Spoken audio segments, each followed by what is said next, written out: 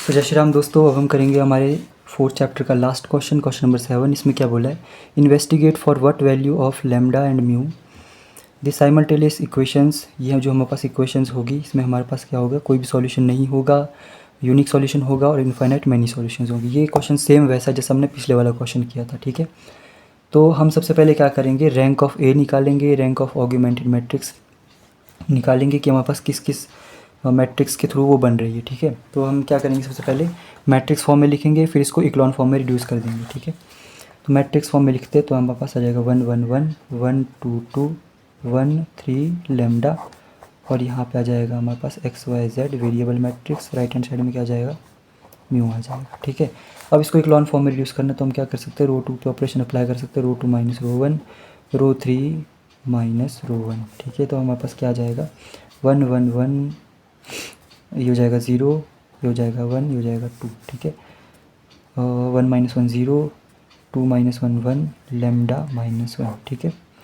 X y Z, और right hand side में क्या आ जाएगा 6, 10 माइनस 6 कितना होता है 4, म्यू माइनस 6 यहाँ पे आ गया, ठीक है। अब हम क्या कर सकते हैं, रो 3 पे ऑपरेशन अप्लाई कर सकते हैं, रो 3 माइनस रो 2, तो क्या आ जाएगा हमारे पास 1 1 1 0 1 2 0 0, लैम्डा माइनस 1 माइनस का 2, तो मतलब lambda minus 3, x y z equal to में हमारे पास क्या आ जाएगा 6 4, म्यू माइनस 6 माइनस 4, तो म्यू माइनस 10, ठीक है। ये आ गया हमारे पास। अब हमें क्या करना है, देखो बेसिकली हमें 3 चीज़ें निकालनी थी। पहली चीज़ तो जब हमारे पास कोई भी सॉल्यूशन नहीं होगा, उस केस में लैम्डा और म्यू की वैल्यू हमें निकालनी है। नो सॉल्यूशन का केस कब होता है, जब हमारे पास रैंक ऑफ ए हमारे पास रैंक ऑफ ऑगमेंटेड मैट्रिक्स के बराबर ही नहीं होती, तब जाके। मतलब अगर हम इन दोनों पोजीशंस को देखें तो ये अगर हमारे पास 0 है तो ये 0 नहीं होना चाहिए, ठीक है। क्योंकि अगर ये 0 हो जाता तो ए का जो रैंक होता है वो होता है 2, और अगर ये 0 नहीं होता है तो इसका रैंक कितना हो जाएगा 3, तो 2 इज़ नॉट इक्वल टू 3, ठीक है।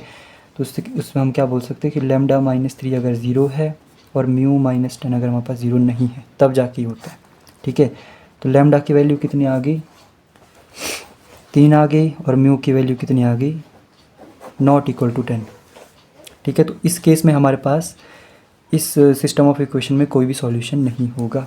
दूसरा, अगर हम बोले यूनिक सॉल्यूशन, यूनिक सॉल्यूशन कब होता है, जब हमारे पास rank of A is equals to rank of augmented matrix के बराबर होता है, और ये हमारे पास ऑर्डर के बराबर होता है। मतलब ये भी हमारे पास 0 नहीं है, ये भी 0 नहीं है, और जो ऑर्डर है वो तो 3 है ही है। अगर ये 0 नहीं है तो इसका रैंक कितना हो जाएगा 3, ये 0 नहीं है तो इसका रैंक कितना हो जाएगा 3, और ऑर्डर हमारे पास 3 है, ठीक है। तो हमें बोलना पड़ेगा कि लैम्डा माइनस 3 जब 0 नहीं होगा, और म्यू माइनस 10 भी जब हमारे पास 0 के बराबर नहीं होगा, तब जाके होगा।